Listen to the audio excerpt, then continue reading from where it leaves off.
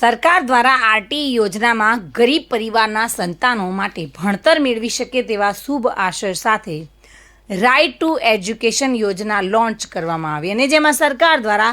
ગરીબ પરિવારના બાળકો સારી સ્કૂલમાં ભણતર મેળવે તે માટે ધોરણ 1 થી 8 સુધી સરકાર દ્વારા તેમની ફી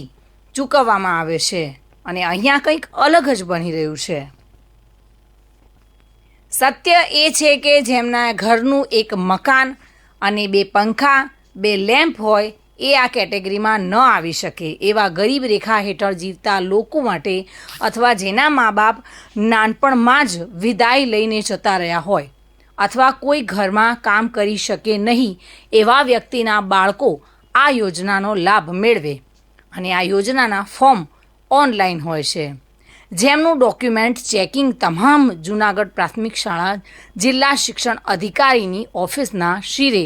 જવાબદારી હોય છે। ત્યારે ટુડે ન્યૂઝની ટીમ ત્યાં જઈને અગાઉ પણ મુલાકાત કરતા અધિકારી દ્વારા એવું જણાવ્યું હતું કે અમે તો ફક્ત ડોક્યુમેન્ટ બરાબર છે કે નહીં તે જ ચેક કરીએ છીએ અને યસ કરેલ હોય બાકી પાસ ગાંધીનગર કચેરી પરથી થતા હોય છે। ત્યારે જિલ્લા શિક્ષણ અધિકારીની ઓફિસ દ્વારા ચેકિંગ કરવામાં આવેલા ડોક્યુમેન્ટ એ પણ 6000 જેટલા ફોર્મમાં આટલા જ ગરીબ રેખા હેઠળ જીવે છે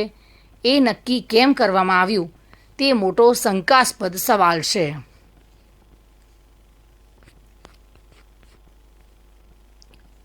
વધુમાં વાત કરીએ તો જૂનાગઢ જિલ્લાના કેશોદ તાલુકાની કેશોદમાં કુલ 41 ફોર્મ મંજૂર કરવામાં આવ્યા છે ત્યારે ગરીબોની જગ્યાએ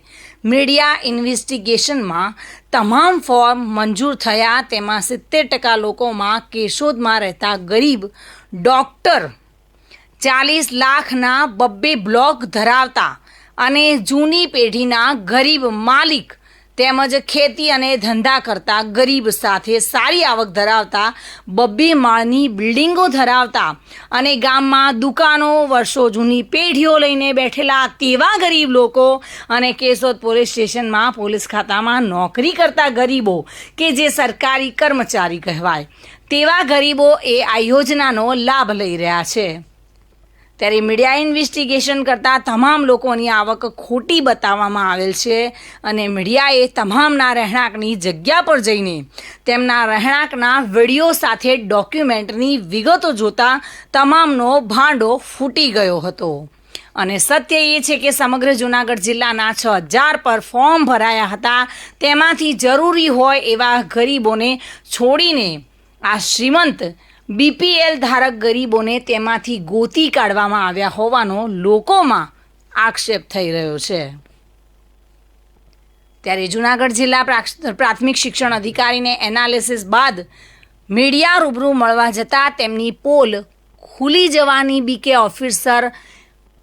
ઘટના એટલે કે જગ્યા પર આવવાનું ટાળ્યું હતું। ત્યારે સત્ય સાબિત થઈ જ ગયું હતું કે જે કોઈ ગોલમાલ કરવામાં આવેલ છે તે છુપાવવા માટે છટકબારીઓ ગોતવામાં આવી રહી છે અને આ બાબતે ઉચ્ચ કક્ષાએથી તપાસ કરવામાં આવશે તો ઘણું બધું સામે આવી શકે છે। આ બાબતે યોગ્ય તપાસ નહીં થાય તો મીડિયા મજબૂર બની જશે અને તમામ પ્રૂફ સાથે સત્ય સામે લાવીને જ જંપશે। મહત્વની વાત એ છે કે આ બધી બાબતોમાં તાલુકા શિક્ષણ અધિકારીની અને જૂનાગઢ જિલ્લા પ્રાથમિક અધિકારીને આવા ડોક્યુમેન્ટ કેમ ધ્યાનમાં ન આવ્યા કે પછી આમાં પણ ત્યાંથી જ આ કૌભાંડ આચરવામાં આવ્યું છે તે પણ એક તપાસનો વિષય છે।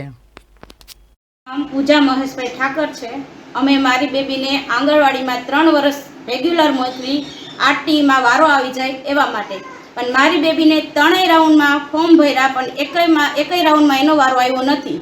અમારી પરિસ્થિતિ ખૂબ જ નબળી છે। મારા ઘરવાળા દુકાનમાં નોકરી કરે છે, 7000 પગાર છે, અમે 7 માણસો ઘરમાં ખાવાવાળા છીએ અને મારી બેબીનો ક્યાંય વારો આવ્યો નથી। અમે નબળી પરિસ્થિતિના છીએ અને મારી બેબીનો વારો નથી આવ્યો એમ ઘણાય છોકરા અમારાથી પણ હાવ નબળા વર્ગના છે એનો પણ વારો નથી આવ્યો। રાવલિયા મધુ સાથે bureau report today Gujarati news.